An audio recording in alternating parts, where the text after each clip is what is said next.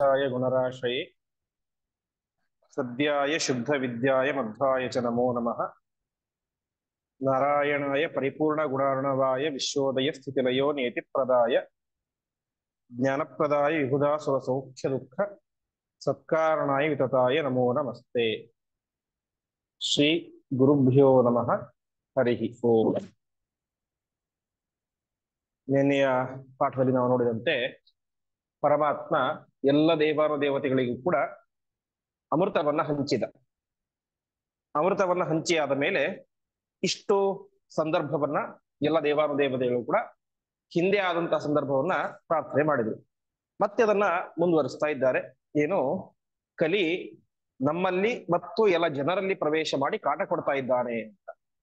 ಕಲಿಯ ಕಾಟ ಅಂದ್ರೆ ಅಜ್ಞಾನ ಮತ್ತು ಮಿಥ್ಯಾಜ್ಞಾನ. ಯಥಾರ್ಥ ಜ್ಞಾನಕ್ಕೆ, ಉತ್ತಮ ಜ್ಞಾನಕ್ಕೆ ವಿರುದ್ಧವಾದದ್ದು ಎಲ್ಲವೂ ಕೂಡ ಏನಾಗುತ್ತೆ, ಆ ಕಲಿಯ ಬಾಧೆ ಅಂತ ಕರ್ಸ್ಕೊಳ್ಳುತ್ತೆ. ಹಾಗಾಗಿ ಕಲಿ ಏನ್ ಮಾಡ್ತಾ ಇದ್ದಾನೆ, ಎಲ್ಲ ಜನರ ಒಳಗೆ ಮತ್ತು ನಮ್ಮ ಒಳಗೆ ದೇವತೆಗಳ ಒಳಗೂ ಕೂಡ ಪ್ರವೇಶ ಮಾಡಿ ನಮಗೆ ತೊಂದರೆಯನ್ನು ಕೊಡ್ತಾ ಇದ್ದಾನೆ ಎಂಬುದಾಗಿ ಅದನ್ನ ಕಲಿಯ ನಿಗ್ರಹ ಮಾಡಬೇಕು ಅಂತ ಕಲಿ ಮಾಡ್ತಾ ಇರುವಂತಹ ಏನು ದುಷ್ಟ ಕೆಲಸಗಳಿದ್ದಾವೆ ಅದರ ವಿಚಾರವನ್ನ ಪರಮಾತ್ಮನ ಮುಂದೆ ತಿಳಿಸ್ತಾ ಇದ್ದಾರೆ. 37ನೇ ಶ್ಲೋಕ. ತ್ವದಾಜ್ಞೇಯ ತಸ್ಯ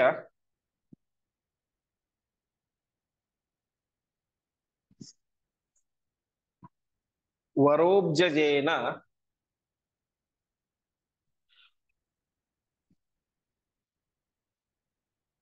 ದತ್ತಸ್ಸ ಆವಿಶ್ಯ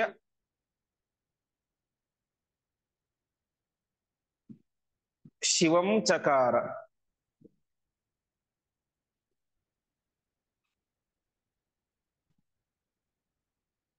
ಕದಾಗಮಾಂತಸ್ಯ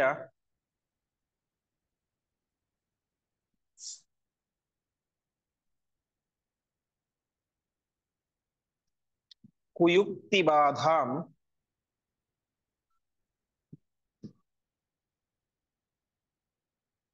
ನಹಿ ತ್ವದನ್ಯಃ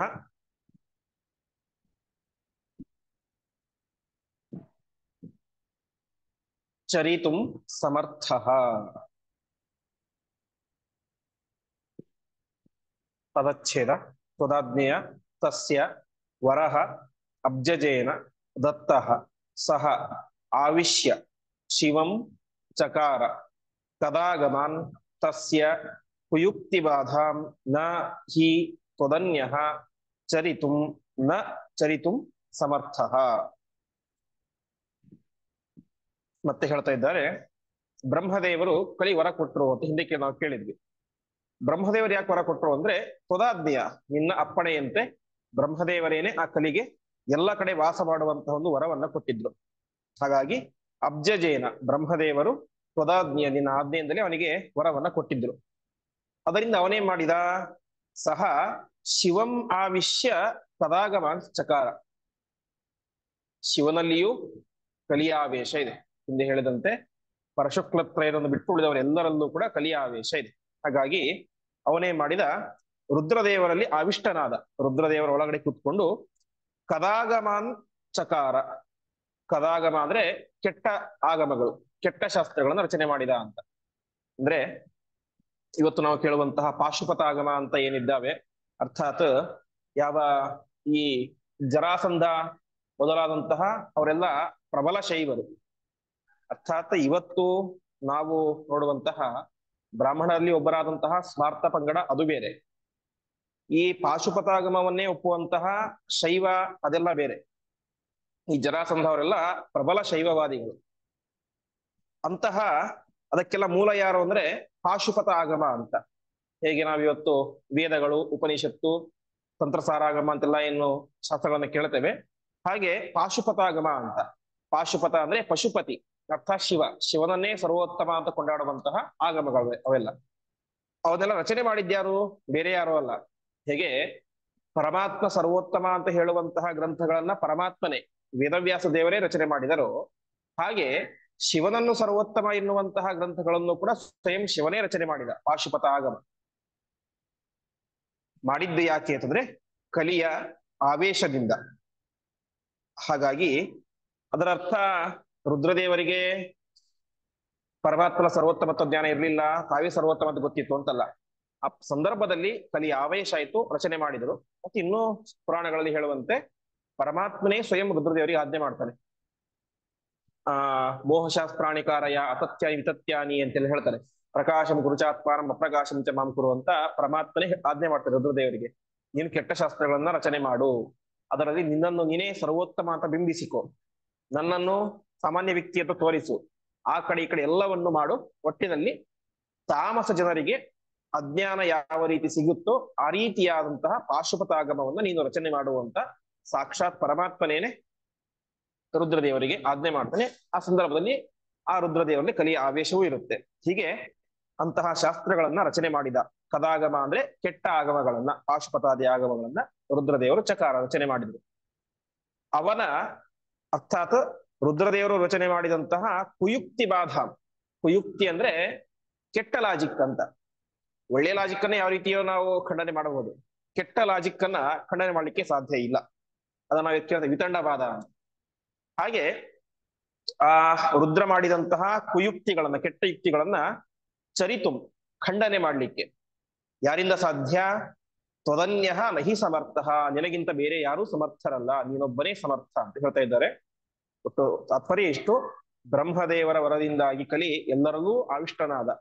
ಕೊನೆಗೆ ರುದ್ರದೇವರಲ್ಲೂ ಆವಿಷ್ಟನಾಗಿ ಪಾಶುಪತಾದಿ ಮುಂತಾದಂತಹ ಕೆಟ್ಟ ಆಗಮಗಳನ್ನು ರಚನೆ ಮಾಡಿದ.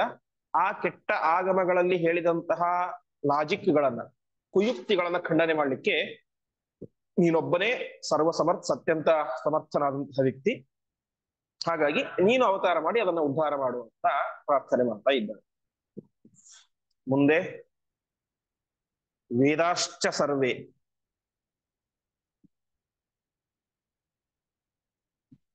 ಸಹ ಶಾಸ್ತ್ರ ಸಂಘಾಃ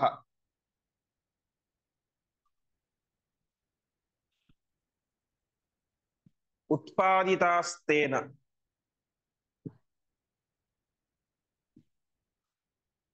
ನಸಂತಿ ತೇದ್ಯ ತತ್ಸಾಧು ಭೂಮೌ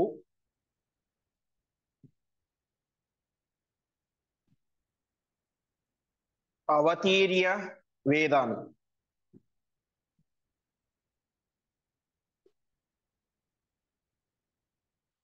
ಉದ್ಧೃತ್ಯ ಶಾಸ್ತ್ರಾಣಿ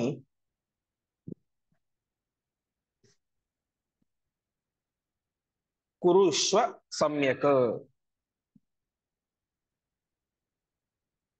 ಪದಚ್ಛೇದ. ವೇದಾಃ ಚ ಸರ್ವೇ ಸಹಶಾಸ್ತ್ರ ಸಂಘಾಃ ಉತ್ಸಾದಿತಾಃ ತೇನ ನ ಸಂತಿ ತೇ ಅದ್ಯ ತತ್ ಸಾಧು ಭೂಮೌ ಅವತೀರ್ಯ ವೇದಾನ್ ಉದ್ಧೃತ್ಯ ಶಾಸ್ತ್ರಾಣಿ ಕುರುಷ್ವ ಸಮ್ಯಕ್. ಅದಕ್ಕೆ ಹೇಳ್ತಾ ಇದ್ದಾರೆ, ಅದರಿಂದ ಏನಾಯ್ತು? ವೇದಾಶ್ಚ ಸರ್ವೇ ಸಹ ಶಾಸ್ತ್ರ ಸಂಘಾಹ, ಸಹ ಶಾಸ್ತ್ರ ಸಂಘ, ಎಲ್ಲ ಶಾಸ್ತ್ರಗಳ ಸಂಘ. ಸಂಘ ಅಂದ್ರೆ ಸಮೂಹ, ಅನೇಕ ಶಾಸ್ತ್ರಗಳು. ಅದೇ ರೀತಿಯಾಗಿ ಸರ್ವೇ ವೇದಾಹ, ಎಲ್ಲ ವೇದಗಳು, ಋಗ್ವೇದ, ಯಜುರ್ವೇದ, ಸಾಮವೇದ, ಅಥರ್ವವೇದ, ಅವೆಲ್ಲವೂ ಕೂಡ ಏನಾಗ್ಬಿಟ್ಟಿದ್ದಾವೆ? ಉತ್ಸಾದಿತಾಸ್ತೇನ, ಆ ತೇನ ಅಂದ್ರೆ ಕಲಿಯ ಪ್ರಭಾವದಿಂದಾಗಿ ಅವೆಲ್ಲವೂ ಕೂಡ ನಾಶವಾಗಿ ಬಿಟ್ಟಿದ್ದಾವೆ. ಉತ್ಸಾದಿತ ಅಂದ್ರೆ ನಾಶವಾಗಿ ಬಿಟ್ಟಿದ್ದಾವೆ. ತೇ ಅದ್ಯ ನಸಂತಿ, ಅವೆಲ್ಲವೂ ಕೂಡ ಇವತ್ತು ನಸಂತಿ, ಇಲ್ಲ. ಶಾಸ್ತ್ರಗಳು, ವೇದಗಳು, ಪುರಾಣಗಳು, ಎಲ್ಲ ಶಾಸ್ತ್ರ ಗ್ರಂಥಗಳು ಕೂಡ ಏನಾಗ್ಬಿಟ್ಟಿದ್ದಾವೆ? ಕಲಿಯ ಪ್ರಭಾವದಿಂದಾಗಿ ನಾಶವಾಗಿ ಬಿಟ್ಟಿವೆ. ಯಾವುದು ಕೂಡ ಇವತ್ತು ಉಳಿದಿಲ್ಲ. ಇಲ್ಲಿ ಕಲಿಯ ಪ್ರಭಾವ ಅಂದ್ರೆ ಗೌತಮರು ಕೊಟ್ಟಂತಹ ಶಾಪ. ಗೌತಮರು ಆ ರೀತಿಯಾಗಿ ಶಾಪ ಕೊಡ್ಲಿಕ್ಕೆ ಕಾರಣ ಕೂಡ ಏನು? ಅವರಲ್ಲಿದ್ದಂತಹ ಕಲಿಯ ಆವೇಶವೇ. ರುದ್ರದೇವರಿಗೇನೆ ಕಲಿಯ ಆವೇಶ ಆಗುತ್ತೆ ಅಂದ್ಮೇಲೆ ಗೌತಮರು ಯಾವ ಲೆಕ್ಕ? ಗೌತಮರ ಅವರಲ್ಲೂ ಕೂಡ ಕಲಿಯ ಆವೇಶದಿಂದಾಗಿ ಆ ರೀತಿ ಶಾಪ ಕೊಟ್ಟರು. ಯಾಕೆಂತಂದ್ರೆ ಗೌತಮರು ಕೂಡ ಏನು ಸಾಮಾನ್ಯರಲ್ಲ, ದೊಡ್ಡ ಜ್ಞಾನಿಗಳು. ಅಂತಹ ದೊಡ್ಡ ಜ್ಞಾನಿಗಳು ಆ ಋಷಿಗಳಿಗೆ ಬೇರೆ ಯಾವ ಶಾಪ ಕೊಡಬಹುದಾಗಿತ್ತು. ನಿಮ್ಮ ಮಕ್ಕಳು ಸತ್ತು ಹೋಗಲಿ, ನಿಮ್ಮ ಸಂಪತ್ ನಾಶ ಆಗಲಿ, ಹಾಗೆ ಶಾಪ ಕೊಡಬಹುದಾಗಿತ್ತು. ಆದರೆ ನಿಮ್ಮ ಜ್ಞಾನವೇ ನಾಶವಾಗಿ ಹೋಗ್ಲಿ, ಇಡೀ ಜಗತ್ತಿನಲ್ಲಿ ಅಜ್ಞಾನ ಆವರಿಸಿದಂತ ಅಷ್ಟು ದೊಡ್ಡ ಶಾಪ ಕೊಟ್ಟಿರ್ಬೇಕಾದ್ರೆ ಖಂಡಿತ ಕಲಿಯ ಆವೇಶವೇನೆ. ಯಾಕೆಂದ್ರೆ ಅವರು ಸ್ವತಃ ಜ್ಞಾನಿಗಳು. ಜ್ಞಾನದ ಮಹತ್ವ ಏನು ಅಂತ ಗೌತಮರಂತಹ ಜ್ಞಾನಿಗಳಿಗೆ ಗೊತ್ತೇ ಇರುತ್ತೆ. ಹಾಗಿದ್ದರೂ ಕೂಡ ಅವರ ಬಾಯಿಂದಾಗಿ ಇಡೀ ಜಗತ್ತಿನಲ್ಲಿ ಜ್ಞಾನ ನಾಶವಾಗಿದೆ ಅಂತ ಶಾಪ ಬರಬೇಕಾದ್ರೆ ಕಾರಣ ಕಲಿಯ ಪ್ರಭಾವ. ಹಾಗಾಗಿ ಇವತ್ತು ಯಾವ ಶಾಸ್ತ್ರಗಳು ಕೂಡ ಉಳಿದಿಲ್ಲ. ತತ್ಸಾಧು ಭೂಮವು ಅವತೀರ್ಯ. ಹಾಗಾಗಿ ನೀನೇನ್ ಮಾಡ್ಬೇಕು, ಭೂಮಿಯಲ್ಲಿ ಭೂಮಿಯಲ್ಲಿ ಅವತಾರವನ್ನು ಮಾಡಿ ವೇದಾನ್ ಉದ್ಧತ್ಯ, ವೇದಗಳನ್ನ ಉದ್ಧಾರ ಮಾಡ್ಬೇಕು. ಅರ್ಥಾತ್ ವೇದಗಳೆಲ್ಲೂ ಕೂಡ ನಿತ್ಯವಾದದ್ದು, ವೇದಗಳಿಗೆ ನಾಶ ಅನ್ನೋದಿಲ್ಲ. ಇವತ್ತು ಋಷಿಮುನಿಗಳಿಗೆ ಆ ವೇದಗಳು ಗೊತ್ತಿಲ್ಲದೆ ಹೋದ್ರು ಕೂಡ ಪರಮಾತ್ಮನ ಬುದ್ಧಿಯಲ್ಲಿ ಆ ವೇದಗಳು ಯಾವಾಗಲೂ ಇರ್ತವೆ ಇವತ್ತು. ಹಾಗಾಗಿ ನೀನು ಅವತಾರವನ್ನು ಮಾಡಿ ವೇದಗಳನ್ನು ಉದ್ಧಾರ ಮಾಡಬೇಕು. ಇದು ಋಗ್ವೇದ ಅಂತ, ಇದು ಯಜುರ್ವೇದ, ಇದು ಸಾಮವೇದ, ಇದು ಅಥರ್ವವೇದ ಅಂತ ಎಲ್ಲರಿಗೂ ವಿಭಾಗ ಮಾಡಿ ಕೊಡಬೇಕು. ಅದೇ ರೀತಿಯಾಗಿ ಶಾಸ್ತ್ರಾಣಿ ಕುರುಶ್ವ ಸಮ್ಯಕ್, ಚೆನ್ನಾಗಿ ಶಾಸ್ತ್ರ ಗ್ರಂಥಗಳನ್ನು ಕೂಡ ರಚನೆ ಮಾಡು. ಶಾಸ್ತ್ರ ಗ್ರಂಥಗಳು ಅಂದ್ರೆ ಮಹಾಭಾರತ, ಬ್ರಹ್ಮಸೂತ್ರ, ಭಾಗವತ ಪುರಾಣ, ಬ್ರಹ್ಮವೇವರ್ತ ಪುರಾಣ, ಬ್ರಹ್ಮಾಂಡ ಪುರಾಣ, 18 ಪುರಾಣಗಳು, ಹೀಗೆ ಶಾಸ್ತ್ರ ಗ್ರಂಥಗಳನ್ನು ರಚನೆ ಮಾಡಿ ಕೊಡುವ ಅಂತ ಪ್ರಧಾನ ತಾತ್ಪರ್ಯ. ಇವತ್ತೇನು ಎಲ್ಲ ಕಡೆ ಅಜ್ಞಾನ ತಾಂಡವವಾಡ್ತಾ ಇದೆ, ಅಜ್ಞಾನ ಪರಿಹಾರ ಆಗಬೇಕು. ಅಜ್ಞಾನ ಪರಿಹಾರ ಆಗಬೇಕು ಅಂದ್ರೆ ಶಾಸ್ತ್ರ ಗ್ರಂಥಗಳ ಅಧ್ಯಯನ ಆಗಬೇಕು. ಶಾಸ್ತ್ರ ಗ್ರಂಥಗಳ ಅಧ್ಯಯನ ಆಗಬೇಕು ಅಂದ್ರೆ, ವೇದದ ಅಧ್ಯಯನ ಆಗಬೇಕು ಅಂದ್ರೆ ನೀನು ಅವತಾರವನ್ನು ಮಾಡಿ ವೇದದ ವಿಭಾಗ ಮಾಡಿ ಕೊಡಬೇಕು ಮತ್ತು ಶಾಸ್ತ್ರ ಗ್ರಂಥಗಳ ನಿರ್ಮಾಣ ಮಾಡಿ ಅದನ್ನು ಅಧ್ಯಯನ ಪರಂಪರೆಯಲ್ಲಿ ಮುಂದೆ ನಡೆಯುವಂತೆ ನೀನು ಅನುಗ್ರಹ ಮಾಡಬೇಕು ಅಂತ ಪರಮಾತ್ಮನ ಹತ್ತಿರ ಎಲ್ಲ ದೇವಾನುದೇವತೆಗಳು ಕೂಡ ಹೋಗಿ ಪ್ರಾರ್ಥನೆ ಮಾಡ್ತಾ ಇದ್ದಾರೆ. ಮುಂದೆ ಅದೃಶ್ಯಂ ಅಜ್ಞೇಯಂ,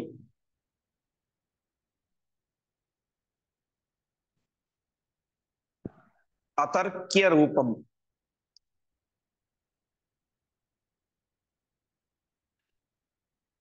ಕಲಿಂ ನಿಲೀನಂ,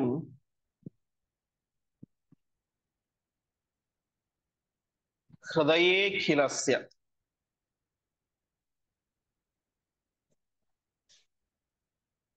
ಸಚ್ಛಾಸ್ತ್ರ ಶಸ್ತ್ರೇಣ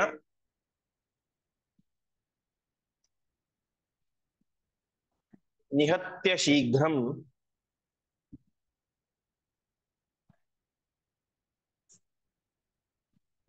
ಪದಂ ನಿಜಂ ದೇಹಿ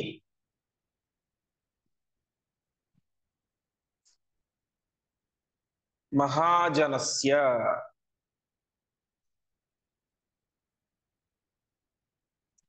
ಪದಚ್ಛೇದ. ಅದೃಶ್ಯಂ ಅಜ್ಞೇಯಂ ಅತರ್ಕ್ಯ ರೂಪಂ ಕಲಿಂ ನಿಲೀನಂ ಹೃದಯೇ ಅಖಿಲಸ್ಯ ಸಚ್ಛಾಸ್ತ್ರ ಶಸ್ತ್ರೇಣ ನಿಹತ್ಯ ಶೀಘ್ರಂ ಪದಂ ನಿಜಂ ದೇಹಿ ಮಹಾಜನಸ್ಯ. ಸರಿ, ಆ ಕಲಿ ಹೇಗಿದ್ದಾನೆ ಅಂದ್ರೆ ಅವನೇನಾಗಿದ್ದಾನೆ, ಅದೃಶ್ಯ. ಮೊದಲನೇದಾಗಿ ಕಲಿ ನಮಗೆ ಕಣ್ಣಿಗೆ ಕಾಣಿಸೋದಿಲ್ಲ, ಕಲಿ ಏನಾಗಿದೆ, ಅದೃಶ್ಯನಾಗಿದ್ದಾನೆ. ಅಜ್ಞೇಯ, ಸರಿ, ತಿಳಿಲಿಕ್ಕೆ ಸಾಧ್ಯ ಅವನು ಹೀಗಿದ್ದಾನೆ ಅಂತ. ಅಜ್ಞೇಯ, ಅವನ್ನ ತಿಳಿಯೋದು ಕೂಡ ತುಂಬಾ ಕಷ್ಟ. ಅತರ್ಕ್ಯ ರೂಪ, ಅವನ ರೂಪ ಹೀಗಿದೆ ಅಂತ ನಾವು ತರ್ಕ ಮಾಡ್ಲಿಕ್ಕೂ ಸಾಧ್ಯ ಇಲ್ಲ, ಅರ್ಥಾತ್ ಊಹಿಸಿಕೊಳ್ಳಿಕ್ಕೂ ಸಾಧ್ಯ ಇಲ್ಲ. ಅಂತಹ ವ್ಯಕ್ತಿ ಕಲಿ. ಹಾಗಾದ್ರೆ ಎಲ್ಲಿರ್ತಾನವನು ಅಂದ್ರೆ ಹೃದಯೇ ಅಖಿಲಸ್ಯ ನಿಲೀನಂ, ಎಲ್ಲರ ಹೃದಯದಲ್ಲಿ ಏನಾಗಿರ್ತಾನೆ, ನಿಲೀನ, ಗಾಢವಾಗಿ ಕೂತಿರ್ತಾನೆ ಕಲಿ. ನಮ್ಮೆಲ್ಲರ ಒಳಗಡೆನೆ ಇದ್ದಾನೆ, ತಿಳಿಲಿಕ್ಕೆ ಸಾಧ್ಯ ಇಲ್ಲ. ಹೇಗೆ ಪರಮಾತ್ಮ ನಮ್ಮೊಳಗಡೆ ಇದ್ದಾನೆ, ಅಂತರ್ಧ್ರುವಾಯ ಅನುಪಲಭ್ಯ ವರ್ತನೆ ಅಂತ. ಪರಮಾತ್ಮ ನಮ್ಮೊಳಗಡೆ ಇದ್ದಾನೆ, ತಿಳಿಲಿಕ್ಕೆ ಸಾಧ್ಯ ಇಲ್ಲ. ಕಲಿಯು ನಮ್ಮೊಳಗಡೆ ಇದ್ದಾನೆ, ತಿಳಿದಿಕ್ಕೆ ಸಾಧ್ಯ ಇಲ್ಲ. ಹಾಗಾಗಿ ನೀನೇನ್ ಮಾಡಬೇಕು, ಅವನನ್ನ ಸಂಹಾರ ಮಾಡಬೇಕು. ಅವನನ್ನು ಸಂಹಾರ ಮಾಡೋದು ಅಂದ್ರೆ ಈ ದುರ್ಯೋಧನ, ಜರಾಸಂಧ, ಕಂಸ ಸಂಹಾರ ಮಾಡ್ಬೇಕಾದ್ರೆ ಯಾವ್ದೋ ಆಯುಧದಿಂದ ಸಂಹಾರ ಮಾಡಿ. ಆದರೆ ಕಲಿಯನ್ನು ಆ ರೀತಿ ಅಲ್ಲ, ಯಾಕಂದ್ರೆ ಕಲಿ ಅಜ್ಞಾನ ಸ್ವರೂಪ. ಹಾಗಾಗಿ ಅವನನ್ನ ಸಚ್ಛಾಸ್ತ್ರ ಶಸ್ತ್ರೇಣ, ಶಾಸ್ತ್ರ ಎಂಬಂತಹ ಶಸ್ತ್ರ, ಜ್ಞಾನ ಎಂಬಂತಹ ಶಸ್ತ್ರ, ಪುರಾಣಗಳೆಂಬಂತಹ ಶಸ್ತ್ರ, ವೇದಗಳೆಂಬಂತಹ ಶಸ್ತ್ರ, ಅಂತಹ ಶಸ್ತ್ರಗಳಿಂದಾಗಿ ಅವನನ್ನ ಶೀಘ್ರಂ ನಿಹತ್ಯ, ತಕ್ಷಣ ನೀನು ಸಂಹಾರ ಮಾಡಬೇಕು. ತಕ್ಷಣದಲ್ಲಿ ನೀನು ಸಂಹಾರ ಮಾಡಿ ನಿಜ ಮಹಾಜನಸ್ಯ, ನಿನ್ನ ಎಲ್ಲ ಭಕ್ತರಿಗೂ ಕೂಡ ನಿಜಂ ಪದಂ ದೇಹಿ, ನಿನ್ನ ಲೋಕವನ್ನು ಕೊಡು, ಮೋಕ್ಷವನ್ನು ಕೊಡು. ಹಾಗಾಗಿ ಮೋಕ್ಷ ಆಗ್ಬೇಕು ಅಂದ್ರೆ ಜ್ಞಾನ ಬೇಕು.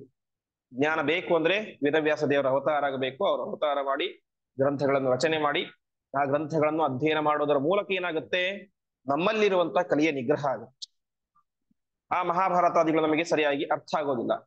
ಅಂತಹ ಮಹಾಭಾರತ ನಮಗೆ ಸರಿಯಾಗಿ ಅರ್ಥ ಆಗಬೇಕು ಅಂದ್ರೆ ಆಚಾರ್ಯರ ಇಂತಹ ನಿರ್ಣಯ ಗ್ರಂಥಗಳನ್ನು ಓದಿದಾಗ ಮನಸ್ಸು ಶುದ್ಧ ಆಗುತ್ತೆ, ಮನಸ್ಸಿನಲ್ಲಿರುವಂತಹ ಕಲಿ ಹಂತ ಹಂತವಾಗಿ ನಮ್ಮಿಂದ ದೂರವಾಗ್ತಾ ಹೋಗ್ತಾನೆ ಅಂತ. ಹೇಗೆ ಶಾಸ್ತ್ರ ಗ್ರಂಥಗಳನ್ನು ಅಧ್ಯಯನ ಮಾಡಿದಾಗ ಪರಮಾತ್ಮ ಹಂತ ಹಂತವಾಗಿ ನಮಗೆ ಹತ್ತಿರ ಆಗ್ತಾ ಬರ್ತಾನೋ, ಹಾಗೆ ಅದರ ಪ್ರಭಾವದಿಂದ ಕಲಿಯು ಕೂಡ ಹಂತ ಹಂತವಾಗಿ ನಮ್ಮಿಂದ ದೂರ ಆಗ್ತಾ ಬರ್ತಾರೆ. ಅದಕ್ಕೆ ಋಷಿಗಳು ಹೇಳ್ತಾ ಇದ್ದಾರೆ, ನೀನು ಅವನನ್ನ ಆದಷ್ಟು ಬೇಗ ವಧಿಸಿ ಸಂಹಾರ ಮಾಡಿ, ನಿಹತ್ಯ ಸಂಹಾರ ಮಾಡಿ ಎಲ್ಲರಿಗೂ ಕೂಡ ಮೋಕ್ಷವನ್ನು ಕೊಡಬೇಕು ಎಂಬುದಾಗಿ ದೇವತೆಗಳೆಲ್ಲರೂ ಕೂಡ ಸೇರಿಕೊಂಡು ಪ್ರಾರ್ಥನೆ ಮಾಡ್ತಾ ಇದ್ದಾರೆ. ಮುಂದೆ ಋತೆ ಭವಂತಂ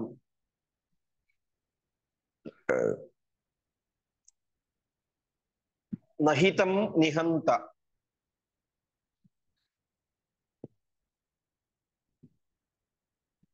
ತ್ವಮೇಕ ಏವಾಖಿಲ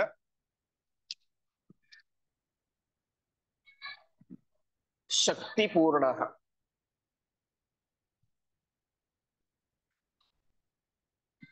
ತತೋ ಭವಂತಂ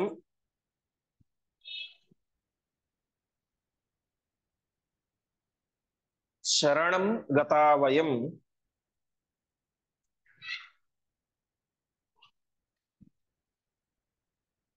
ತಮೋ ನಿಹತ್ಯೈ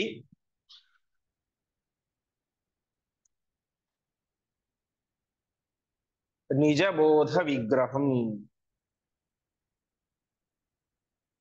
ಪದಚ್ಛೇದ. ಋತೆ ಭವಂತಂ ನ ಹಿ ತಂ ನಿಹಂತ ತ್ವಂ ಏಕಃ ಏವ ಅಖಿಲ ಶಕ್ತಿಪೂರ್ಣಃ ತತಃ ಭವಂತಂ ಶರಣಂ ಗತಾಃ ವಯಂ ತಮೋ ನಿಹತ್ಯೈ ನಿಜಬೋಧ ವಿಗ್ರಹಂ. ಸರಿ, ಕಲಿಯನ್ನ ಕೊಲ್ಬೇಕು, ನಿನ್ನ ಹತ್ರ ಯಾಕೆ ಬಂದಿದೀವಿ ಅಂತಂದ್ರೆ, ಋತೆ ಭವಂತಂ, ಭವಂತಂ ನಿನ್ನನ್ನ, ಋತೆ ಬಿಟ್ಟು, ನಿನ್ನನ್ನು ಬಿಟ್ಟು ಕಲಿಯನ್ನು ಕೊಲ್ಲುವಂತಹ ಸಾಮರ್ಥ್ಯ ಯಾರಿಗೂ ಕೂಡ ಇಲ್ಲ. ನಹಿ ನಿಹಂತ, ಯಾರಿಗೂ ಕೂಡ ಇಲ್ಲ. ಯಾಕೆಂದ್ರೆ ತ್ವಮೇಕ ಏವಾಖಿಲ ಶಕ್ತಿಪೂರ್ಣ, ನೀನೊಬ್ಬನೇನೆ ಸರ್ವ ಸಮರ್ಥನಾದಂತಹ ವ್ಯಕ್ತಿ, ಸ್ವತಂತ್ರನಾದಂತಹ ವ್ಯಕ್ತಿ, ಎಲ್ಲ ಶಕ್ತಿಗಳಿಂದ ಪರಿಪೂರ್ಣನಾದಂತಹ ವ್ಯಕ್ತಿ. ಹಾಗಾಗಿ ಕಲಿಯನ್ನ ಕೊಲ್ಲುವ ಸಾಮರ್ಥ್ಯ ಯಾರಿಗಿದೆ? ನಿನಗೊಬ್ಬನಿಗೆ ಇದೆ. ನಾವು ಕೂಡ ಪ್ರಸಿದ್ಧವಾಗಿ ಕೇಳುವಂತೆ ಕೊನೆಗೆ ಕಲಿಯನ್ನ ಸಂಹಾರ ಮಾಡೋದು ಯಾರು? ಕಲಿಕಿರೂಪಿಯಾದಂತಹ ಪರಮಾತ್ಮ. ಹಾಗಾಗಿ ನೀನೊಬ್ಬನೇ ಸಮರ್ಥನಾದಂತಹ ವ್ಯಕ್ತಿ. ಹಾಗಾಗಿ ನಾವೇ ಮಾಡಿದ್ದೇವೆ, ಭವತಂ ಶರಣಂ ಗತಃ, ನಿನ್ನನ್ನ ನಾವು ಶರಣಂ ಗತಃ, ಶರಣ ಹೊಂದಿದ್ದೇವೆ. ಯಾತಕ್ಕೋಸ್ಕರ? ತಮೋ ನಿಹತ್ತಿ ನಿಜಬೋಧ ವಿಗ್ರಹಂ, ನೀನೆಂಥವನು? ನಿಜಬೋಧ ವಿಗ್ರಹ, ಜ್ಞಾನವೇ ಶರೀರವಾಗಿರುವಂಥವನು ನೀನು. ಬೋಧ ಅಂದ್ರೆ ಜ್ಞಾನ, ನಿಜಬೋಧ ಅಂದ್ರೆ ಸ್ವರೂಪ ಜ್ಞಾನ, ಸ್ವರೂಪ ಜ್ಞಾನವೇ ಶರೀರವಾಗಿರುವಂಥವನು ನೀನು. ಹಾಗಾಗಿ ನಿನ್ನಂತಹ ವ್ಯಕ್ತಿಗೆ ಮಾತ್ರ ಕಲಿಯನ್ನ ಕೊಲ್ಲಲಿಕ್ಕೆ ಸಾಧ್ಯ. ತಮೋ ನಿಹತ್ತಿ, ತಮ ಅಂದ್ರೆ ಇಲ್ಲಿ ಅಜ್ಞಾನ ಅಂತ. ಅಜ್ಞಾನವನ್ನು ನಾಶ ಮಾಡ್ಲಿಕ್ಕೆ ಯಾರಿಂದ ಸಾಧ್ಯ? ಯಾರಲ್ಲಿ ಅಜ್ಞಾನದ ಸ್ಪರ್ಶವೇ ಇಲ್ಲವೋ, ಯಾರು ಸರ್ವತಂತ್ರ ಸ್ವತಂತ್ರರು, ಅಂತಹ ನಿನಗೆ ಮಾತ್ರ ಸಾಧ್ಯ. ಹಾಗಾಗಿ ನೀನೇ ಈ ಕಲಿಯನ್ನ ನಿಗ್ರಹ ಮಾಡಬೇಕು, ನಮಗೆಲ್ಲರಿಗೂ ಕೂಡ ಜ್ಞಾನದ ಬೆಳಕನ್ನು ಕೊಟ್ಟು ಇಡೀ ಜಗತ್ತನ್ನ ಉದ್ಧಾರ ಮಾಡಬೇಕು ಅಂತ ದೇವತೆಗಳು ಪ್ರಾರ್ಥನೆ ಮಾಡ್ತಾ ಇದ್ದಾರೆ. ಇಲ್ಲಿಗೆ ದೇವತೆಗಳ ಪ್ರಾರ್ಥನೆ ಮುಗೀತು. ಮುಂದೆ ಪರಮಾತ್ಮ ಏನ್ ಮಾಡಿದ ಅಂತ ತಿಳಿಸ್ತಾ ಹೋಗ್ತಾರೆ. ಇತೀರಿತಸ್ಥೈರಭಯಂ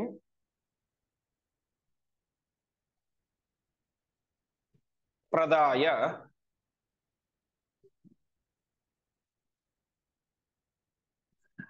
ಸುರೇಶ್ವರಾಣಾಂ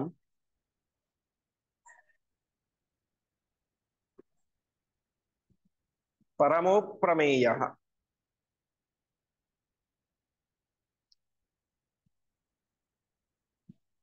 ಪ್ರಾದುರ್ಬಭೂವಾಮೃತ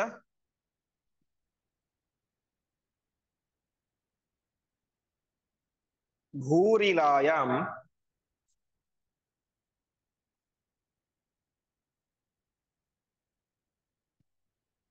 ವಿಶುದ್ಧ ವಿಜ್ಞಾನ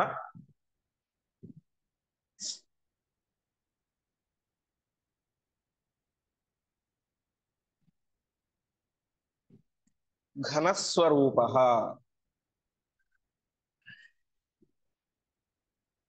ಪದಚ್ಛೇದ. ಇತಿ ಈರಿತಃ ತೈಃ ಅಭಯಂ ಪ್ರದಾಯ ಸುರೇಶ್ವರಾಣಾಂ ಪರಮಃ ಅಪ್ರಮೇಯಃ ಪ್ರಾದುರ್ಬಭೂವ ಅಮೃತಭೂಃ ಇಲಾಯಾಂ ವಿಶುದ್ಧ ವಿಜ್ಞಾನ ಘನಸ್ವರೂಪಃ. ಈ ರೀತಿಯಾಗಿ ತೈಹಿ ಈರಿತಃ ದೇವತೆಗಳು ಹೇಳಿದಾಗ ಅಭಯಂ ಪ್ರದಾಯ ಅವರಿಗೆ ಅಭಯವನ್ನು ಪರಮಾತ್ಮ ಕೊಟ್ಟ. ಎಂತಹ ಪರಮಾತ್ಮ ಕೊಟ್ಟ? ಸುರೇಶ್ವರಾಣಾಂ ಪರಮಃ ಅಪ್ರಮೇಯ, ಪರಮಃ ಸರ್ವೋತ್ತಮನಾದಂತಹ, ಅಪ್ರಮೇಯ ಪರಿಪೂರ್ಣವಾಗಿ ಯಾರಿಂದಲೂ ತಿಳಿಲಿಕ್ಕೆ ಸಾಧ್ಯವಿಲ್ಲದೇ ಇರುವಂತಹ, ಅಮೃತ ಭೂಹು ಎಲ್ಲರಿಗೂ ಅಮೃತವನ್ನ ಕೊಟ್ಟಂತಹ, ವಿಶುದ್ಧ ವಿಜ್ಞಾನ ಘನಸ್ವರೂಪ ಪರಿಪೂರ್ಣವಾದಂತಹ ಶುದ್ಧವಾದಂತಹ ಜ್ಞಾನಸ್ವರೂಪಿಯಾದಂತಹ ಪರಮಾತ್ಮ ಅವನೇ ಮಾಡಿದ ಎಲ್ಲ ಸುರೇಶ್ವರರಿಗೆ ಬಂದಂತಹ ಎಲ್ಲ ದೇವಾನುದೇವತೆಗಳಿಗೂ ಕೂಡ ಪರಮಾತ್ಮ ಅಭಯವನ್ನು ಕೊಟ್ಟ.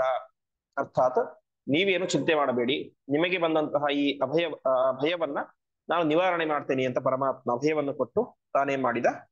ಇಲಾಯಾಮ್ ಪ್ರಾದುರ್ಬಭೂವ. ಇಲಾ ಅಂದ್ರೆ ಭೂಮಿ, ಭೂಮಿಯಲ್ಲಿ ಪರಮಾತ್ಮ ಅವತಾರ ಮಾಡಿದ. ಹೀಗೆ ಇಷ್ಟು ಪ್ರಾರ್ಥನೆ ಮಾಡ್ತಾ ಇದ್ದಾರೆ. ಪ್ರಾರ್ಥನೆಯ ಪ್ರಧಾನ ಉದ್ದೇಶ ಪರಮಾತ್ಮ ವೇದವ್ಯಾಸನಾಗಿ ಅವತಾರ ಮಾಡಬೇಕು ಅಂತ. ಅದಕ್ಕೋಸ್ಕರ ಪ್ರಾರಂಭದಲ್ಲಿ ಸಮುದ್ರ ಮಥನ ಪರಮಾತ್ಮ ಮಾಡಿದಂತಹ ದೊಡ್ಡ ಅನುಗ್ರಹವನ್ನ ಪರಮಾತ್ಮನ ಮುಂದೆ ಸ್ತೋತ್ರ ಮಾಡಿದರು. ನಂತರ ಆ ಕಲಿಯ ಪ್ರಭಾವದಿಂದಾಗಿ ಎಲ್ಲ ಕಡೆ ಅಜ್ಞಾನ ಆವರಿಸಿದೆ. ಅಜ್ಞಾನ ಆವರಿಸಿದರೆ ಜನರ ಉದ್ಧಾರ ಸಾಧ್ಯ ಇಲ್ಲ. ಹಾಗಾಗಿ ಜನರ ಉದ್ಧಾರ ಆಗಬೇಕು, ಕಲಿಯ ನಿಗ್ರಹ ಆಗಬೇಕು ಅಂದ್ರೆ ನೀನು ಅವತಾರವನ್ನು ಮಾಡಿ ಒಳ್ಳೆಯ ಶಾಸ್ತ್ರಗಳನ್ನ ಜಗತ್ತಿಗೆ ಕೊಡಬೇಕು ಅಂತ ಎಲ್ಲ ದೇವತೆಗಳು ಪ್ರಾರ್ಥನೆ ಮಾಡಿದರು. ಅದಕ್ಕನುಗುಣವಾಗಿ ಪರಮಾತ್ಮನು ಕೂಡ ಹಾಗೆ ಆಗಲಿ ಅಂತ ಭೂಮಿಯಲ್ಲಿ ಅವತಾರ ಮಾಡಿದ. ಎಲ್ಲಿ ಅವತಾರ ಮಾಡಿದ ಅದನ್ನ ಮುಂದೆ ತಿಳಿಸ್ತಾ ಹೋಗ್ತಾರೆ. ಇಲ್ಲಿಂದ ಮಹಾಭಾರತದ ಒಂದು ಕಥೆ ಪ್ರಾರಂಭ ಆಗುತ್ತೆ. ಮಹಾಭಾರತವನ್ನು ಹೇಳ್ಬೇಕಾದ್ರೆ ಮಹಾಭಾರತ ರಚನೆ ಮಾಡಿದ್ಯಾರು? ವೇದವ್ಯಾಸ ದೇವರು. ಹಾಗಾಗಿ ವೇದವ್ಯಾಸ ದೇವರ ಜನನದ ಕಥೆಯಿಂದಲೇ ಆ ಮಹಾಭಾರತ ಚಿಂತನೆ ಪ್ರಾರಂಭ ಆಗುತ್ತೆ. 42ನೇ ಶ್ಲೋಕ. ವಸಿಷ್ಠ ನಾಮ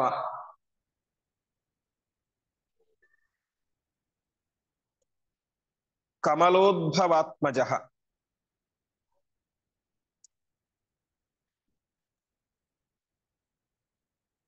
ಸುತೋಸ್ಯ ಶಕ್ತಿ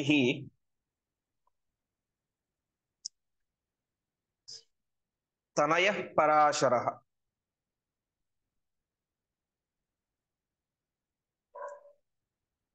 ತಸ್ಯೋತ್ತಮಂ ಸೋಪಿ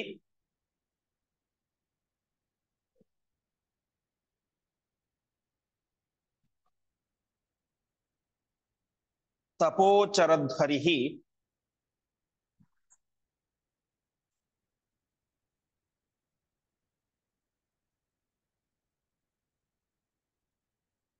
ಸುತೋ ಮಮ ಸ್ಯಾದಿತಿ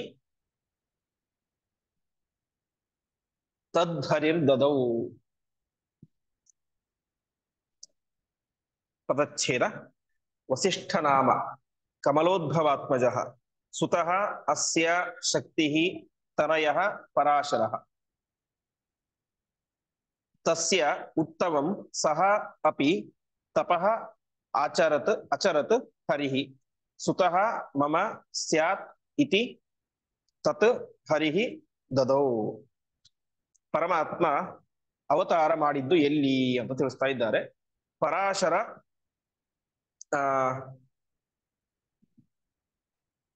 ಪರಾಶರದಲ್ಲಿ ಪರಮಾತ್ಮ ಅವತಾರ ಮಾಡಿದ ಅಂತ ತಿಳಿಸ್ತಾ ಇದ್ದಾರೆ.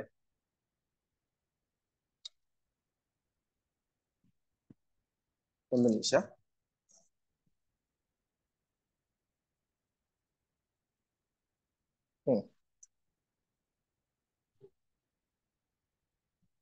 ವಸಿಷ್ಠ ನಾಮ ಕಮಲೋತ್ಪವಾತ್ಮಜ.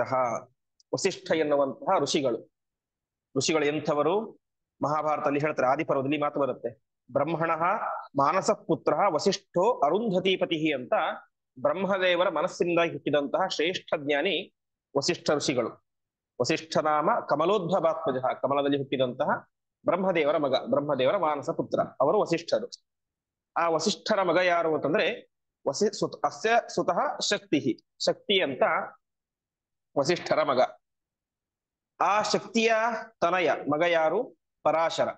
ಹೀಗೆ ವಸಿಷ್ಠರ ಮಗ ಶಕ್ತಿ, ಶಕ್ತಿಯ ಮಗ ಪರಾಶರ ಅಂತ ಋಷಿಗಳು. ಆ ಪರಾಶರ ಋಷಿಗಳು ಏನ್ ಮಾಡಿದ್ರು? ಉತ್ತಮಂ ತಪಃ ಅಚರತ್, ಭಾರಿ ಉಗ್ರವಾದಂತ ತಪಸ್ಸನ್ನ ಮಾಡಿದ್ರು ಅಂತೆ. ತಪಸ್ಸಿನ ಉದ್ದೇಶ ಏನು ಅಂದ್ರೆ ಸುತೋ ಮಮ ಸ್ಯಾದಿತಿ, ಹರಿಹಿ ಮಮ ಸುತಃ ಸ್ಯಾತ್, ಪರಮಾತ್ಮ ನನಗೆ ಮಗನಾಗಿ ಹುಟ್ಟಬೇಕು ತಪಸ್ಸು ಮಾಡಿದ್ರು. ಉಳಿದವರೆಲ್ಲ ಪರಮಾತ್ಮನ ಅನುಗ್ರಹ ಆಗಬೇಕು, ಪರಮಾತ್ಮನ ದರ್ಶನ ಆಗಬೇಕು, ಪರಮಾತ್ಮ ನಮಗೆ ಏನೋ ಕೊಡಬೇಕು ಅಂತ ತಪಸ್ಸು ಮಾಡಿದರೆ, ಪರಾಶರ ಋಷಿಗಳು ಪರಮಾತ್ಮನೇ ನನಗೆ ಮಗ ಆಗ್ಬೇಕು ತಪಸ್ಸು ಮಾಡಿದ್ರು ಅಂತ ತಿಳಿಸ್ತಾ ಇದ್ದಾರೆ. ವಿಶೇಷವಾಗಿ ಬ್ರಹ್ಮಾಂಡ ಪುರಾಣದಲ್ಲಿ ಕರಿಗಿರಿ ಮಹಾತ್ಮೆ ಅಂತ ಒಂದು ಭಾಗ ಬರುತ್ತೆ. ಕರಿಗಿರಿ ಕ್ಷೇತ್ರದ ಮಹಾತ್ಮೆ ಹೇಳಬೇಕಾದ್ರೆ ಅಲ್ಲಿ ಈ ಮಾತು ಬರುತ್ತೆ. ಪ್ರತ್ಯಕ್ಷರಾಗ್ತಾನೆ ಪರಮಾತ್ಮ. ಆವಾಗ ಇವ್ರು ಕೇಳ್ತಾರೆ, ದೇವ ದೇವಾರವಿಂದಾಕ್ಷ ವರಾನ್ ದಾತುಂ ತಮಿಚ್ಛಸಿ ಯದಿ ತುಷ್ಟೋಸಿ ಭಗವನ್ ಮತ್ಪುತ್ರೋಭವ ಸುವ್ರತ. ಪರಮಾತ್ಮ, ನಾನು ಮಾಡಿದಂತ ತಪಸ್ಸಿಂದ ನನಗೆ ಖುಷಿಯಾಗಿದ್ದರೆ ನೀನ್ ನನಗೆ ಮಗನಾಗಿ ಹುಟ್ಟು ಅಂತ ಪ್ರಾರ್ಥನೆ ಮಾಡ್ತಾರೆ ಅಂತ ಪರಾಶರು. ಅವಾಗ ಅವ್ರು ಹೇಳ್ತಾರೆ, ವಹಾಮಿ ತವ ಪುತ್ರ ಭಾವಂಚ ಋಷೀಣಾಂ ಜ್ಞಾನಸಿದ್ಧೇ. ನಾನು ನಿನಗೆ ಮಗನಾಗಿ ಹುಟ್ಟೇನೆ. ಯಾಕೆ ಅಂದ್ರೆ ಋಷೀಣಾಂ ಜ್ಞಾನಸಿದ್ಧೇ, ಮುಂದೆ ಋಷಿಗಳಿಗೆ ಜ್ಞಾನ ಬರಬೇಕು. ವೇದವ್ಯಾಸನಾಗಿ ನಾನು ಎಲ್ಲರಿಗೂ ಜ್ಞಾನ ಕೊಡ್ತೇನೆ, ಅದಕ್ಕೋಸ್ಕರ ನಿನಗೆ ಮಗನಾಗಿ ಹುಟ್ಟೇನೆ ಅಂತ ಫಲವನ್ನು ಕೂಡ ಕೊಟ್ಟರು ಅಂತ ತಿಳಿಸ್ತಾ ಇದ್ದಾರೆ. ವಿಶೇಷವಾಗಿ ಈ ಪರಾಶರನ ಕಥೆ ಇದರಲ್ಲಿ ಬರುತ್ತೆ, ಹರಿವಂಶ ಪುರಾಣದಲ್ಲಿ ಪ್ರಾರಂಭದಲ್ಲಿ ಬರುತ್ತೆ. ವಸಿಷ್ಠರಿಗೆ ಒಟ್ಟು 100 ಜನ ಗಂಡು ಮಕ್ಕಳಿದ್ದರು, ವಸಿಷ್ಠ ಮತ್ತು ಅರುಂಧತಿ ದಂಪತಿಗಳಿಗೆ. ಒಂದು ಸಲ ವಿಶ್ವಾಮಿತ್ರರೊಟ್ಟಿಗೆ ಏನೋ ಒಂದು ಜಗಳ ಆಡಿಕೊಂಡು ವಿಶ್ವಾಮಿತ್ರರ ಶಾಪದಿಂದಾಗಿ ತನ್ನ 100 ಜನ ಮಕ್ಕಳನ್ನು ಕೂಡ ಕಳೆದುಕೊಂಡು ಬಿಟ್ಟ ಯಾರು? ವಸಿಷ್ಠ ಋಷಿಗಳು. ಇದ್ದಂತಹ 100 ಜನ ಗಂಡು ಮಕ್ಕಳು ಸತ್ತು ಹೋದರು. ಅವರಿಗೆ ಸಹಜವಾಗಿ ದುಃಖ ಆಯಿತು. ವಸಿಷ್ಠರು ಅರುಂಧತಿಗಳು ಇಬ್ಬರು ಗಂಡ ಹೆಂಡತಿ ತುಂಬಾ ದುಃಖ ಪಡ್ತಾ ಇರ್ತಾರೆ. ಕೊನೆಗೆ ವಸಿಷ್ಠರಿಗೆ ಭಾರಿ ದುಃಖ ಆಗ್ಬಿಡುತ್ತೆ, ನನ್ನ 100 ಜನ ಮಕ್ಕಳು ಸತ್ತು ಹೋಗ್ಬಿಟ್ರು. ಇನ್ನೊಂದು ಸಂದರ್ಭ ಅಂದ್ರೆ ಯಾರಿಗೂ ಮಕ್ಕಳಾಗಿರ್ಲಿಲ್ಲ, 100 ಜನರು ಕೂಡ ಚಿಕ್ಕ ವಯಸ್ಸಿನವರು ಪಾಪ. ಹಾಗಾಗಿ ನನ್ನ ವಂಶ ಮುಂದೆ ಹೇಗೆ ಮುಂದುವರಿಯುತ್ತೆ? ಇದ್ದ 100 ಜನ ಮಕ್ಕಳು ಸತ್ತು ಹೋಗ್ಬಿಟ್ಟು ಇನ್ನು ಅವರಿಗೆ ಸಂತಾನವೂ ಆಗಿರ್ಲಿಲ್ಲ. ಹಾಗಾಗಿ ನನ್ನ ವಂಶ ಇಲ್ಲಿ ಮುಗಿದು ಹೋಗ್ಬಿಡುತ್ತೆ ಅನ್ನೋ ತುಂಬಾ ದುಃಖ ಆಯಿತು. ತುಂಬಾ ದುಃಖಪಟ್ಟು ನನ್ನ ದುಃಖ ಪರಿಹಾರ ಆಗ್ಬೇಕು ಅಂದ್ರೆ ನಾನು ಹಿಮಾಲಯಕ್ಕೆ ಹೋಗ್ತೇನೆ ಅಂತ ಹೇಳಿ ಹಿಮಾಲಯಕ್ಕೆ ಹೊರಟರು. ಹಿಮಾಲಯಕ್ಕೆ ಹೊರಟಾಗ ಏನಾಯ್ತು, ಆ ವಸಿಷ್ಠ ಋಷಿಗಳ ಹಿಂದೆ ಒಬ್ಬ ಹೆಣ್ಣು ಬಂದು, ಅದೃಶ್ಯಂತಿ ಅಂತ. ಅದೃಶ್ಯಂತಿ ಅವಳು ಯಾರು ಅಂದ್ರೆ ಈ ಶಕ್ತಿಯ ಹೆಂಡತಿ ಅದೃಶ್ಯಂತಿ ಅಂತ. ಆ ಅದೃಶ್ಯಂತಿ ತಾನು ಹಿಂದೆ ಬರ್ತಾ ಇದೆ, ಯಾಕಂದ್ರೆ ಅವಳಿಗೂ ಕೂಡ ಗಂಡ ಕಳ್ಕೊಂಡಿರ್ತಾಳೆ. ಅದಕ್ಕೆ ನಾನು ನನ್ನ ಜೊತೆಗೆ ಬರ್ತೇನೆ ಅಂತ ಮಾವನಿಗೆ ಹೇಳ್ತಾಳೆ, ವಸಿಷ್ಠರಿಗೆ ಹೇಳ್ತಾಳೆ. ಸರಿ ಬಾ ಅಂತ ಮಾವ ಮತ್ತು ಸೊಸೆ ಇಬ್ಬರು ಕೂಡ ಹಿಮಾಲಯ ಯಾತ್ರೆಗೆ ಅಂತ ಹೋಗ್ತಾರೆ. ಮನೆಯಿಂದ ಹೋದ್ರು, ಹಿಮಾಲಯಕ್ಕೆ ತಲುಪಿದರು. ಹಿಮಾಲಯ ಪರ್ವತ ಹತ್ತಾ ಇದ್ದಾರೆ. ಮುಂದೆ ವಸಿಷ್ಠರಿದ್ದಾರೆ, ಹಿಂದೆ ಅದೃಶ್ಯಂತಿ ಇದ್ದಾಳೆ.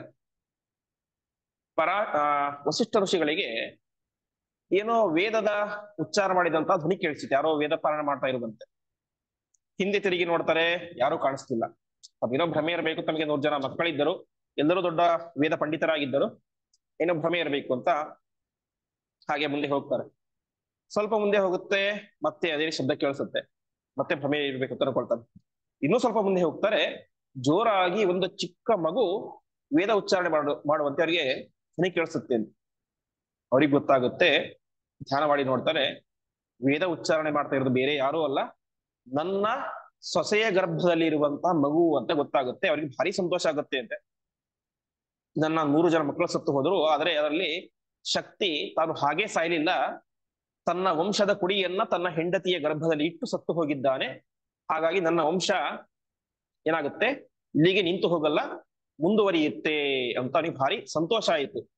ಈಗ ಗರ್ಭದಲ್ಲಿ ಇದ್ದಾಗಲೇನೆ ಆ ಮಗು ವೇದ ಉಚ್ಚಾರಣೆ ಮಾಡ್ತಾರೆ, ಅಷ್ಟು ದೊಡ್ಡ ಮಗು.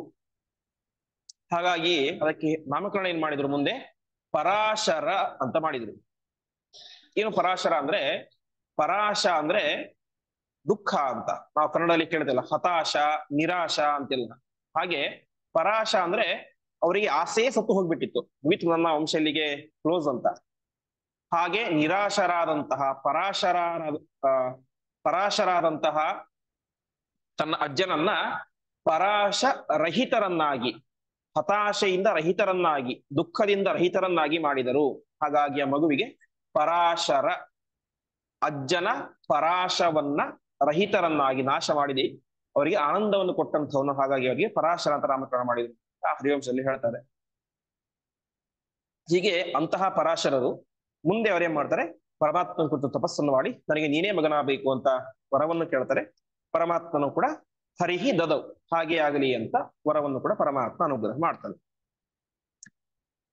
ಮುಂದೆ ಏನಾಯ್ತು, ಉವಾಚ ಚೈನಂ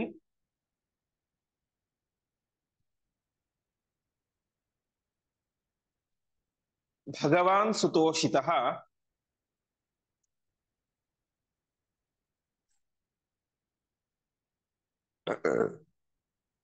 ವಸೋರ್ಮದೀಯಸ್ಯ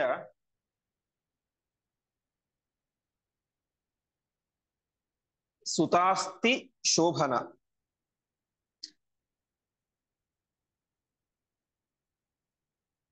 ವನೇ ಮೃಗಾರ್ಥಂ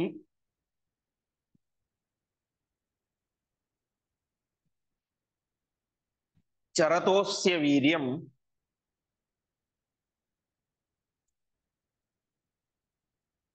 ಪಪಾತ ಭಾರ್ಯಾಂ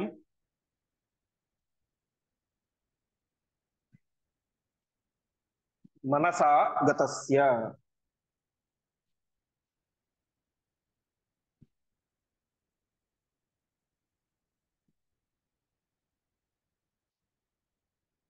ಪದಚ್ಛೇದ.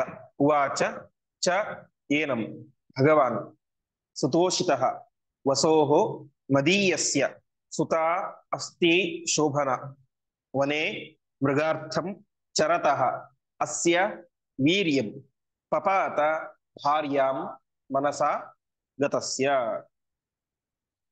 ಪರಮಾತ್ಮ ಇನ್ನೊಂದು ಮಾತನ್ನು ಕೂಡ ಹೇಳಿದ. ಸುತೋಷಿತಃ ಅತ್ಯಂತ ಸಂತುಷ್ಟನಾದಂತಹ ಪರಮಾತ್ಮ ಏನಂ ಉವಾಚ ಈ ಪರಾಶರರಿಗೆ ಹೇಳಿದ. ಏನಂತ? ಮದೀಯಸ್ಯ ವಸೋಹೋ, ಮದೀಯ ಅಂದ್ರೆ ನನ್ನವರು, ಅರ್ಥಾತ್ ನನ್ನ ಅತ್ಯಂತ ಶ್ರೇಷ್ಠ ಭಕ್ತನಾದಂತಹ ವಸು ಎನ್ನುವಂತಹ ಒಬ್ಬ ಚಕ್ರವರ್ತಿ ಇದ್ದಾನೆ, ವಸು ಚಕ್ರವರ್ತಿ ಅಂತ. ಅವನಿಗೆ ಶೋಭನಾ ಸುತ ಅಸ್ತಿ, ಅತ್ಯಂತ ಸುಂದರಳಾದಂತಹ ಮತ್ತು ಮಹಾಪುಣ್ಯವಂತಿಯಾದಂತಹ, ಯಾಕೆಂದ್ರೆ ಮುಂದೆ ಅವಳ ಗರ್ಭದಲ್ಲಿಯೇನೆ ವೇದವ್ಯಾಸ ದೇವರು ಅವತಾರ ಮಾಡುವುದು. ಹಾಗಾಗಿ ಮಹಾಪುಣ್ಯವಂತಿಯಾದಂತಹ ಸುತ ಅಸ್ತಿ, ಒಬ್ಬ ಮಗಳಿದ್ದಾಳೆ. ಅವಳು ಹೇಗೆ ಹುಟ್ಟಿದಳು ಅಂತ ತಿಳಿಸ್ತಾ ಇದ್ದಾರೆ. ಪರಮಾತ್ಮನ ಹೇಳ್ತಾ ಇರುವಂತಹ ಕಥೆ ಇದು. ವನೇ ಮೃಗಾರ್ಥಂ ಚರತಃ ಅಸ್ಯ ವೀರ್ಯಂ.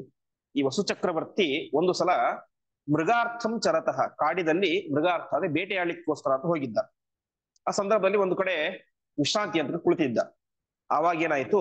ಮನಸಾ ಭಾರ್ಯಾಂ ಗತಸ್ಯ, ಮನಸ್ಸಿನಲ್ಲಿ ಅವರಿಗೆ ಹೆಂಡತಿಯ ನೆನಪಾಯಿತು. ಆ ಸಂದರ್ಭದಲ್ಲಿ ಹುಟ್ಟಿದಂತಹ ಕಾಮದಿಂದಾಗಿ ಅಸ್ಯ ವೀರ್ಯಂ ಪಪಾತ, ಅವನಿಗೆ ರೇತಸ್ಖಲನ ಆಯಿತು, ವೀರ್ಯ ಸ್ಖಲನ ಆಯಿತು ಅಂತ ತಿಳಿಸ್ತಾ ಇದ್ದಾರೆ. ಹೀಗೆ ಆ ವಸು ಚಕ್ರವರ್ತಿ ಕಾಡಿಗೆ ಹೋದಾಗ ರಾಣಿಯ ನೆನಪಾಗಿ ಅದರಿಂದಲೇ ಅವನಿಗೆ ರೇತಸ್ಖಲನ ಆಯಿತು. ಮುಂದೇನಾಯಿತು? ತಚ್ಛೇನ ಹಸ್ತೆ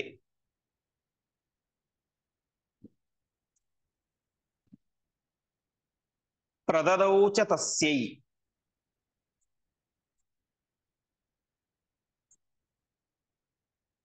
ಧಾತುಂ ತದನ್ಯೇನ ತು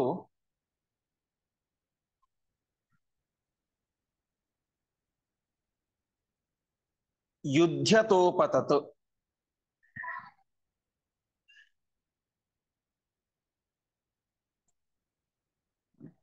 ಜಗ್ರಾಸ ತನ್ಮತ್ಸ್ಯ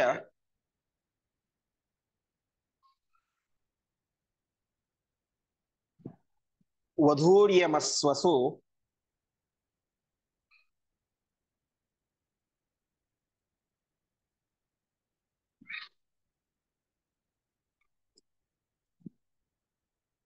ಜಲಸ್ಥಮೇನಾಂ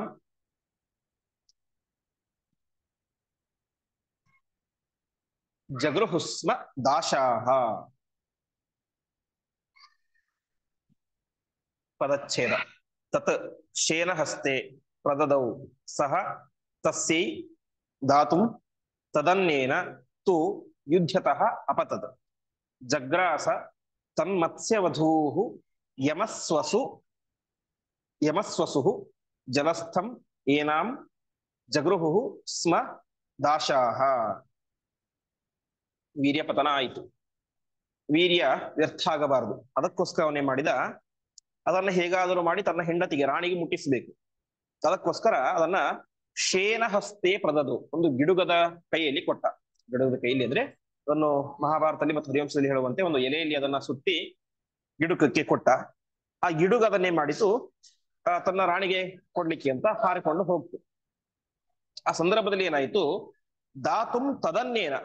ಅವಾಗ ಇನ್ನೊಂದು ಗಿಡುಗ ಬಂತು. ಗಿಡುಗದ ಕೈಲಿ ನೋಡಿ, ಕಾಲಲ್ಲಿ ನೋಡಿತು, ಎಲೆಯಲ್ಲಿ ಏನೋ ಒಂದು ಇದೆ. ಅದು ಪಾಪ ಏನು ಕೊಡ್ತು, ಮಾಂಸ ಏನೋ ಇರಬೇಕು ಅಂತ ಮಾಂಸಕ್ಕೋಸ್ಕರ ಹೋರಾಟ ಮಾಡಿತು. ಆ ಸಂದರ್ಭದಲ್ಲಿ ಏನಾಯಿತು, ಯುದ್ಧತಃ ಅಪತತ. ಪರಸ್ಪರ ಎರಡು ಗಿಡುಗುಗಳು ಯುದ್ಧ ಮಾಡಬೇಕಾದ್ರೆ ಅದರ ಕಾಲಲ್ಲಿ ಇದ್ದಂತಹ ವೀರ್ಯ ಕೆಳಗಡೆ ಬಿತ್ತು. ಕೆಳಗಡೆ ಎಲ್ಲಿ ಬಿತ್ತು ಅಂತಂದ್ರೆ ಯಮಸ್ವಸು. ಯಮಸ್ವಸು ಅಂದ್ರೆ ಸ್ವಸ ಅಂದ್ರೆ ತಂಗಿ. ಯಮಸ್ವಸು ಅಂದ್ರೆ ಯಮನ ತಂಗಿಯಾದಂತಹ ಯಮುನಾ ನದಿಯಲ್ಲಿ ಬಿತ್ತು ಅಂತ. ಜಗ್ರಾಹ ತನ್ಮತ್ಸ್ಯ ವಧು. ಯಮುನೆಯ ನೀರಲ್ಲಿ ಏನ್ ಬಿತ್ತು, ಆ ವೀರ್ಯ ಬಿತ್ತು. ಅದನ್ನ ಏನ್ ಮಾಡಿದ್ರು, ಮತ್ಸ್ಯ ವಧೂಹು.